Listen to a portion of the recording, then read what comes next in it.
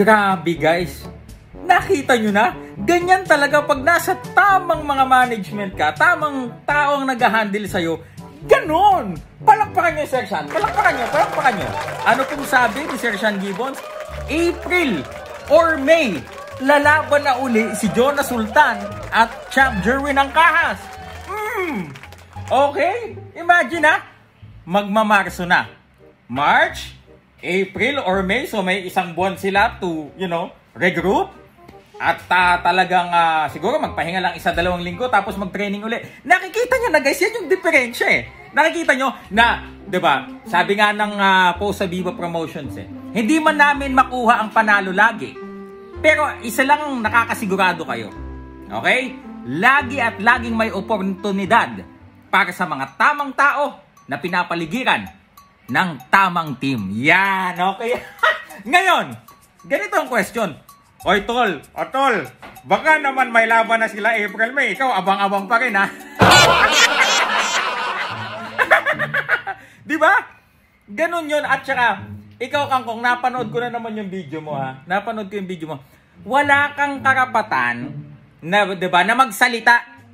Ipapaliwanag ko sa'yo kung bakit. Ipapaalala ko sa'yo kung bakit. Si Champ Jerwin Angkahas, yung kalaban niya, si Takuma Inoue, sinasabi niyo, mahina daw si Takuma. Si Takuma Inoue, kapatid ng champion yan. Sasabihan mong mahina si Takuma, ikaw nga, ang kalaban mo, retiradong trainer, nagulpi ka.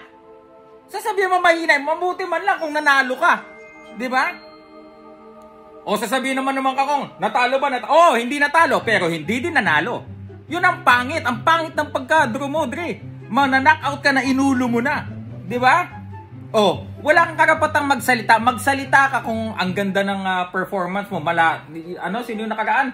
Yung bago yung laban na Champ Jerwin, si Doberman, si Dave Apolinario. Kung ganun ang performance mo, may karapatang kang magsalita, Dre. Pero kung round 1 pa lang, hingal kabayo ka na, wala kang karapatang magsalita. Tapos sasabihin mo pang mahina si Takuma Inoue. Ha? Men, ikaw nga, mas mahina yung uguni. Kahit ako, kaya ko yung uguni na yan eh. Di ba? Matatalo ko niya, pero hindi ako hihingalin na kagaya mo, Dre. Di ba? Ang titigas din ng nitong makapagsalita. Saan ka kumukuha ng kapal na mukha at lakas ng loob para, di ba, magsalita ng ganun kay Takuma? Ikaw, 2 consecutive na tune-up fights, nagulpi ka. At yung huli mo kay Uguni, hingal kabayo ka. Naintindihan mo? Hingal kabayo.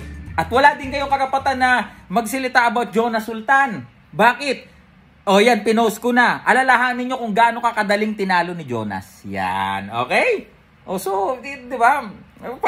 Guys, ganito yan. Anong ganito yan? May isa pa siyang sinabi. Guys, yung MP promotion ni Manny, bastos Manny lang talaga. MP promotion ni Manny, iba yan kay Sean. Hanggang ngayon ba nandun ka pa rin sa, di ba, yung iklian ng pangunawa mo, dinadamay mo pa yung mga tao. Kung hindi mo maintindihan na si Sir Sean Gibbons ang appointed MP Promotions President ni Sir Manny, huwag ka nang mandamay. Diyan na lang kayo sa planeta nyo magkaintindihan na. Hindi, ang MP Promotion ni Manny iba sa kay Sean Gibbons. Di ba? Mas marunong ka pa.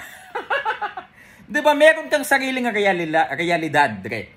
Di ba? Huwag mo nang idama yung mga nanonood sa'yo na naliligaw ng landas. Bakit? Lahat kaming nasa loob, mga insider ng boxing, lahat kami nagkakaunawaan. Ikaw na lang ang palyado, Dre. Pakaliwa ka mag-isip. Di ba? Hanggang ngayon, hindi mo pa rin maunawaan at hindi mo matanggap. Bitter na bitter ka pa din. Kayo, di ba? Kayo dyan sa Kangkong Nation, pati mga Marites Nation. Wala palang nation yung Marites. Di ba? Hindi nyo pa rin matanggap kung gaano ka powerful si Sir Sean Gibbons. Di ba? Diyan ka na lang, magtanong ka na lang sa sarili mo. Bakit nung kinalaban mo Sir Sean, hanggang ngayon, nganga ka na lang. Di ba? Galaw-galaw, Dre. April, May laban na uli ang Angkahas Sultan. Ikaw. Silver Voice TV. Magandang gabi.